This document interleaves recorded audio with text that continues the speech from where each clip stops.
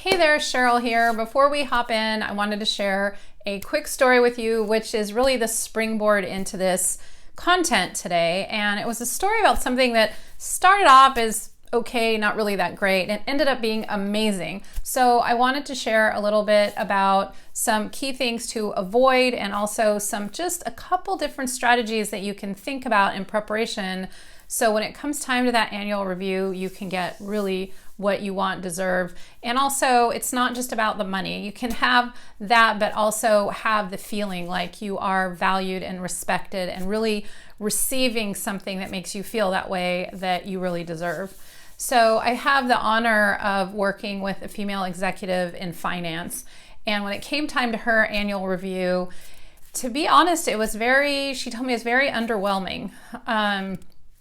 The bonus was a little bit less. The raise wasn't quite what she expected. She didn't get the title that she was expecting. And it was just a little frustrating for her, and understandably so. And so and also the meeting that she was supposed to have for that 30-minute review was 10 minutes. And so that was a little frustrating as well. And so her inclination was to send an email and just making bullet points of what she had done and the compensation that she was expecting. So the first thing that I wanted to share is that if at all possible, and it's really best practices for a lot of things, but you don't want to communicate money via email. Especially if you have a meeting or review that got cut short, it's really better, unless it gets pushed out too far, it's really better to have a conversation about it. So that's the first thing. And then the second thing is, it's really important to be aware going into these reviews, because a lot of times when we go into a review, we think about what have I accomplished, what's my team accomplished, and what are my asks. And those are all extremely important, but they're not the first thing that's important. You want to go into these reviews acknowledging and validating your boss and also what's important to him or her. So it's one of the 10 human drives for us to feel acknowledged and validated. And I'm sure we all know what it feels like when someone misses the boat for us, but it's also important for us to do that for our leadership.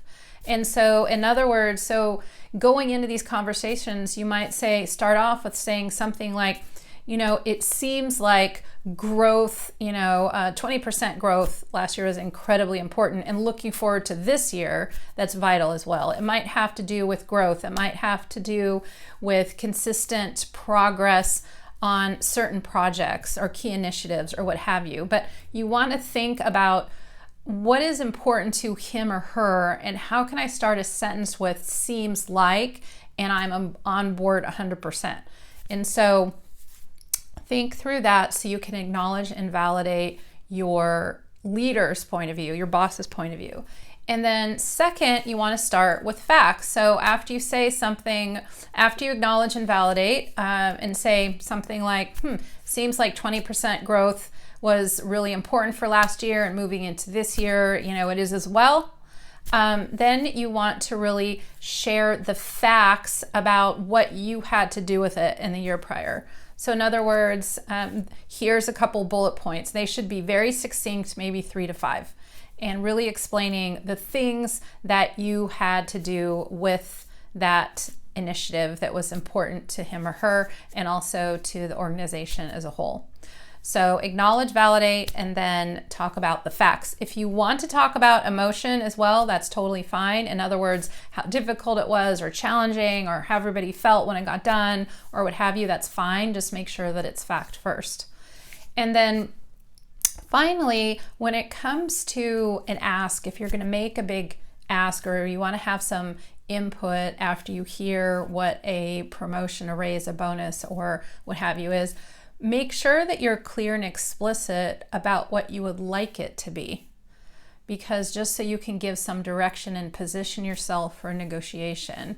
A lot of times what happens is, if you're vague, then that's not really going to be helpful when it comes to a negotiation, or when it comes to getting really what you want and deserve. And then once you're positioned with that, And assuming that you do get what you want, or you can negotiate and it ends up being something that you're really happy with, you want to make sure that it's a win-win.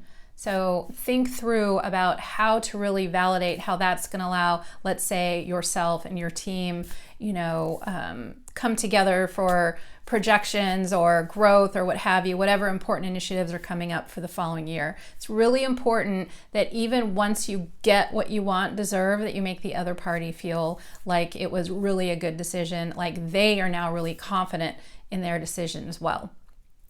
So again, just to recap, acknowledge and validate your boss or leader's point of view, and share facts first of what was accomplished, and then emotions second if you would like to. And then finally, be really explicit about your wants in terms of a bonus or a raise or a title or what have you. And then also finally make sure that you really seal the deal and make sure that you communicate how it's a win-win for yourself, for him or her, the team, and also for the organization. So here's to you being amazing. I believe in you 100%. If you have any questions on this content, or if I can help you personally in any way, please reach out to me at Sheryl@SherylKline.com. I'll look forward to seeing you next time.